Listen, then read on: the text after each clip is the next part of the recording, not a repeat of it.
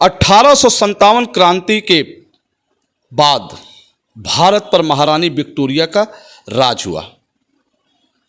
East India company की तमाम देसी और विदेशी सेनाएं क्राउन के कब्जे में आ गई। ब्रिटिश इंडियन आर्मी में एक सुधार हुआ जिसके अंतर्गत भारत के लोगों को ब्रिटेन में प्रशिक्षित करके भारतीय सेना में लेफ्टिनेंट के पद पर बहाली शुरू हुई। इस अभियान में सबसे पहले कैडेट के एम करियप्पा का सिलेक्शन हुआ। 1949 में भारत के प्रथम कमांडर इन चीफ बनाए गए। हम बात कर रहे हैं उस जगह की जिस जगह ने एक महान विभूति को जन्म दिया। इस अभियान के अंतर्गत बलिया की बलदानी माटी के ग्राम रतसड़ कला थाना गढ़वार के शारदानंद सिंह भी प्रशिक्षित होकर आए और लेफ्टिनेंट के पद पर नियुक्त होकर 1931 में अफगान विद्रोहियों के विरुद्ध लाम पर भेजे गए। देश की आज़ादी के बाद हुई प्रथम भारत पाक युद्ध 1947-1948 में शारदानंद सिंह कश्मीर में पद स्थापित रहे और आपने पश्चिमी कमान के प्रशासनिक व्यवस्था के देखभाल में अपनी प्रतिभा का प्रदर्शन किया। 1948 को जब लाल किला के प्राचीर पर तत्कालीन प्रधानमंत्री पंडित जवाहरलाल नेहरू एवं रक्षा मंत्री सरदार बलदेव सिंह झंडा फहराने के लिए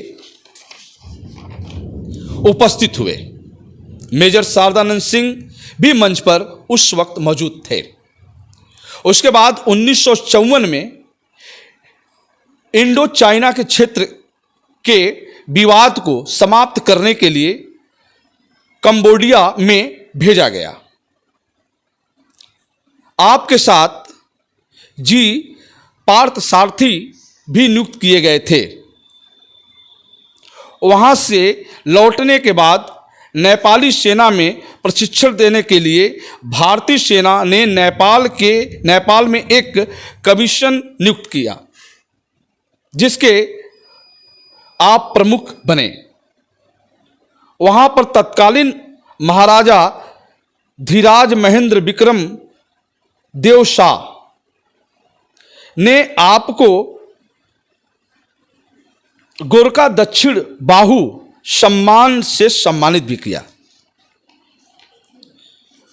1960 में सेना में अवकाश प्राप्त करने के बाद 1961 में आपकी नियुक्ति गुवाहाटी स्थित सार्वजनिक क्षेत्र के गुवाहाटी रिफाइनरी में जनरल मैनेजर के पद पर नियुक्त किया गया, जहां आपने बजट से कम खर्च करके कारखाना बनाया, जिसके लिए 28 अप्रैल 1962 में तत्कालीन राष्ट्रपति डॉक्टर राजेंद्र प्रसाद द्वारा आपको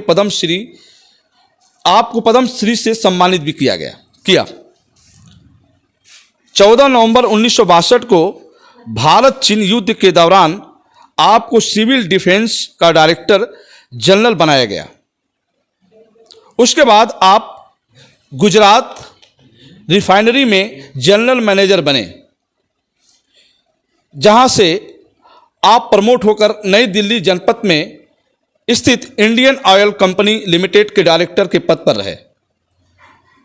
उसके बाद क्या हुआ आप जान सकते हैं। 16 अक्टूबर 1970 में आपका निधन हुआ। हम बात कर रहे थे जनरल शारदानंद सिंह की, जो बलिया के रसड़ कला थाना गढ़वार के धरती से जन्मे। उन्होंने देश में एक अलग पहचान बनाई। जब जब बात आई सेना की, जब जब बात आई देश की व्यवस्था की, तो जनरल शारदानंद सिंह हमेशा याद किए गए। ऐसे महान विभूति को हम नमन करते हैं और उनके कृतियों को, उनके बताए हुए रास्ते पर आज सेना के बहुत से ऐसे अधिकारी चल भी रहे हैं। अब तक की खबरों में बस इतना ही, फिर हम आपसे जुड़ेंगे, तब तक के लिए इतना ही, नमस्कार।